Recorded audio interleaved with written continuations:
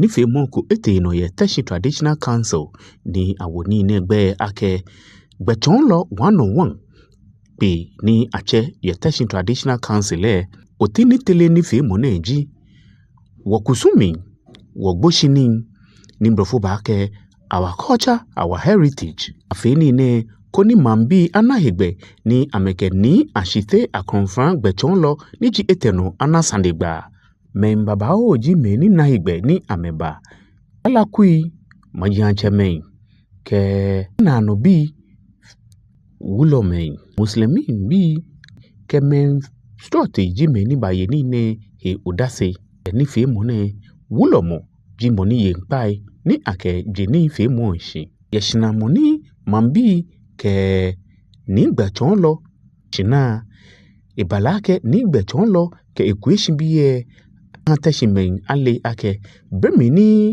ibatano ne nibi stote ni efe antashima ekefon ameyin ne kenji boni itele ha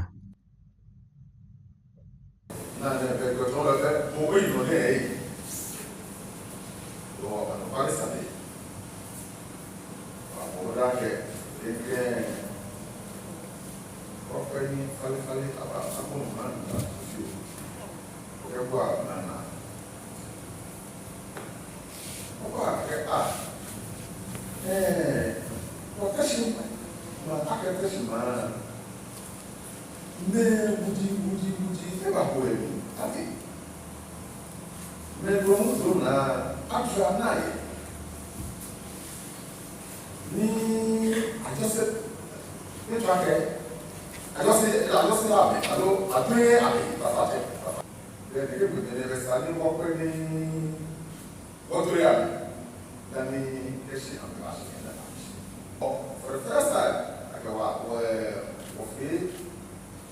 I brought excellence awards. There was a moment back on me. Come on, to Gaia, in back, and deciding what you want, also, for more than Pokemon. When I forget the Wonganga, I'm a family, I'm a Casimo, Miss Teshi. Maybe I'm an angel is another. Maybe Salim Walker or Billy Teshi from the Bertrand Teshi from Bonnie Afi. Me Walker for down.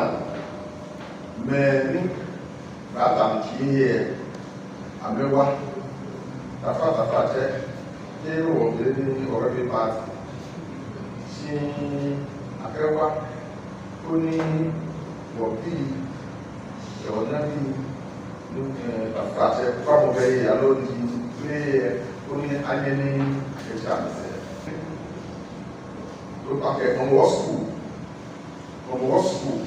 I can get at the after Mọ̀lẹ́ wa pẹ́ wọ kálàndà náà rọ́pù ló fẹ́ àná náà lẹ́hún wọ́pọ̀ ìdí ní wọ́kẹ́ òfin anábí yẹ ẹ̀ṣàlá ọ̀kàmí ẹ̀nà síta nàmú ẹ̀gbọ́n àmì náà wà ní ẹ̀ka ẹ̀dá àgbàmì ká ìfẹ́ ní kùpẹ̀ ó ní wọ̀kàtàgbì kí ẹ̀ sì tàfà tẹ̀ wọ̀kàtàgbì fẹ́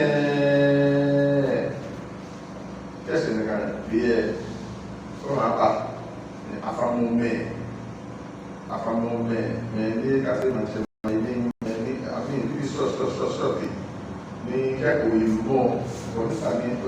Bemi ni pe ni bana gbe ni gbechon lo twashin ni eke gwabo ni eche bana gbe